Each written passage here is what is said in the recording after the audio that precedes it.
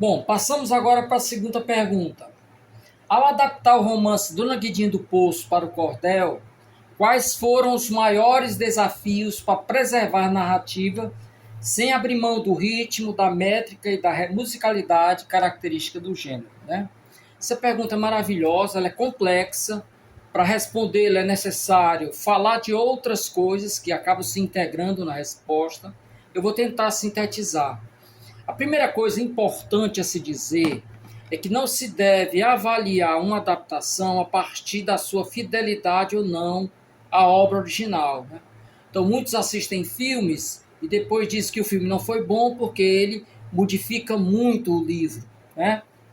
Na verdade, a adaptação é uma nova obra, e ela deve ser avaliada como tal, ok? Então, alguns apenas pegam um mote da obra original para desenvolver uma nova obra.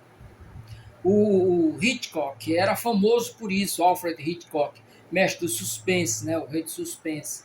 Ele pegava as obras só a inspiração, os elementos, né, centrais da obra e desenvolvia, transformava em outra obra.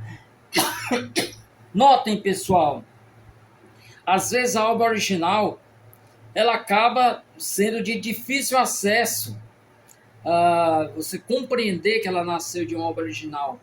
Tanto é a modificação. Vou dar um exemplo. O longa de animação, O Rei Leão, é, na verdade, uma reescrita da peça Hamlet, do Shakespeare. Vocês sabiam disso? Então, examine lá os elementos, né, desencadeadores do enredo, e vocês vão perceber, né, tudo isso, né?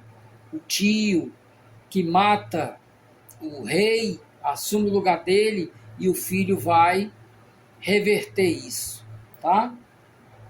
Bom, então, ainda em relação à questão da relação da obra, da adaptação com a obra original, é preciso dizer que mesmo quando o adaptador pretende fazer uma obra, entre aspas, fiel à obra original, ele não tem como escapar de fazer mudanças, principalmente quando é de uma linguagem para outra. Por exemplo, passar um livro para o filme, porque os signos são diferentes, né?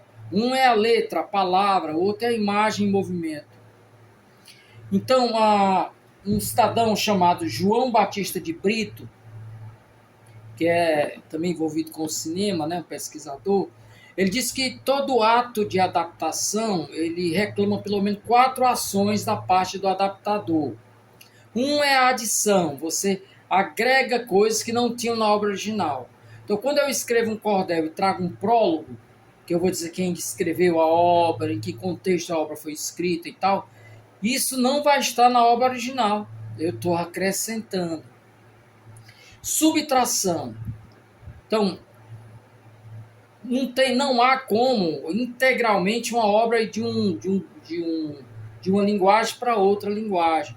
Imagine pegar um filme que tem, em média, 110 minutos e transformar, né, em filme um livro de 600 páginas, né? Então, com isso, eu quero dizer que você vai ter que largar mão de algumas coisas, né? Às vezes é doloroso. Foi o caso da minha adaptação de Don Quixote. Havia muitas passagens que eu pretendia colocar no cordel, mas o cordel é uma limitação, inclusive física. Acima de 40 páginas, você tem dificuldade de grampear, né? De prender uma página a outra. Então, você tem essa limitação também física, né?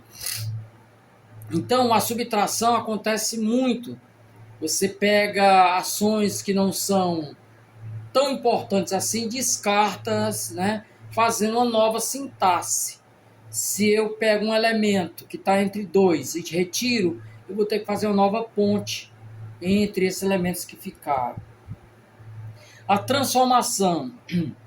A transformação é a modificação de um elemento da obra original. Por exemplo, se um objeto era um copo, eu posso transformar esse objeto em um vaso, por exemplo. Estou dando um exemplo, né, entre tantos que eu poderia. Então, a transformação muitas vezes decorre dos dois elementos que eu coloquei antes. Estamos pensando na subtração. Eu retiro um personagem que é acessório. Então, ao tirá-lo, eu estou tirando não apenas o personagem, mas as coisas que ele fez, a função que ele exerceu dentro do enredo. Algumas dessas funções podem ser importantíssimas.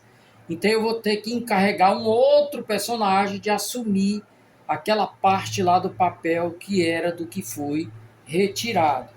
E finalmente o deslocamento. O deslocamento é mexer na sintaxe narrativa, né? Essa ideia, quem vem primeiro, esse fato ou esse outro. Então, eu vou dar um exemplo, ainda dentro do meu cordel, que é o caso dos Lusíadas.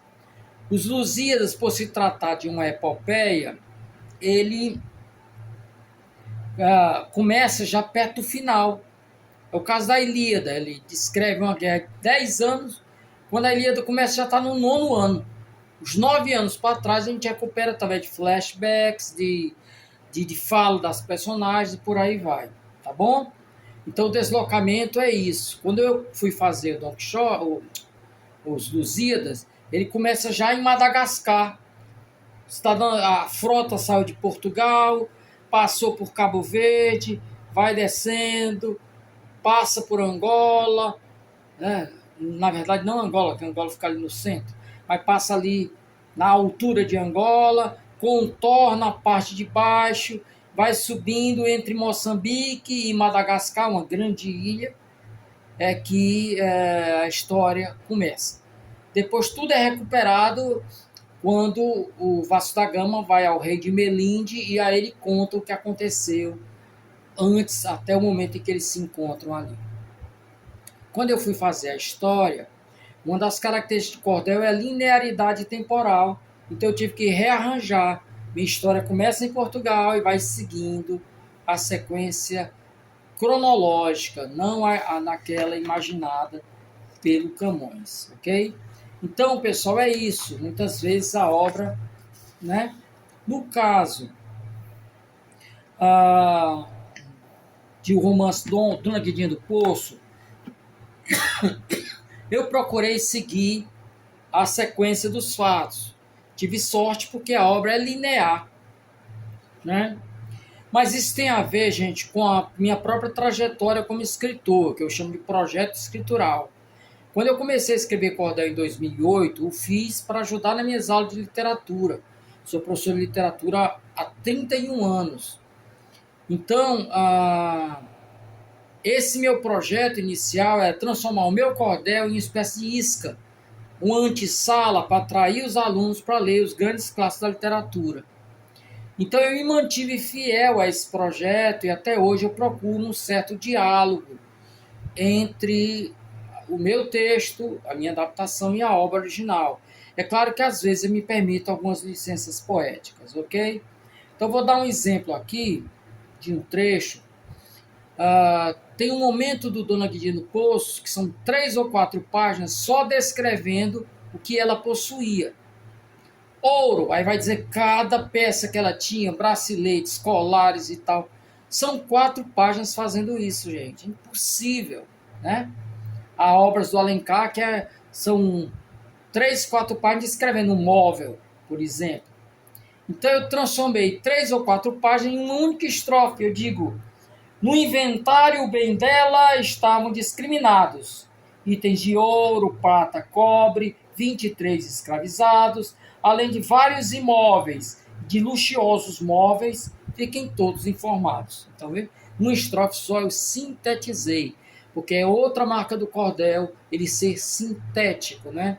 Ele se ater ao essencial.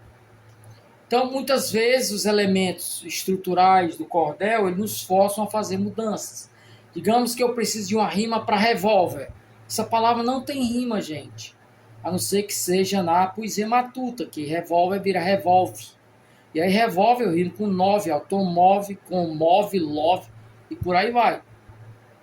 Então eu pego e troco essa palavra revólver por pistola, carabina ou arma mesmo, para poder, né, eu ter a rima, ok? Então muitas vezes ocorre isso, ok, gente?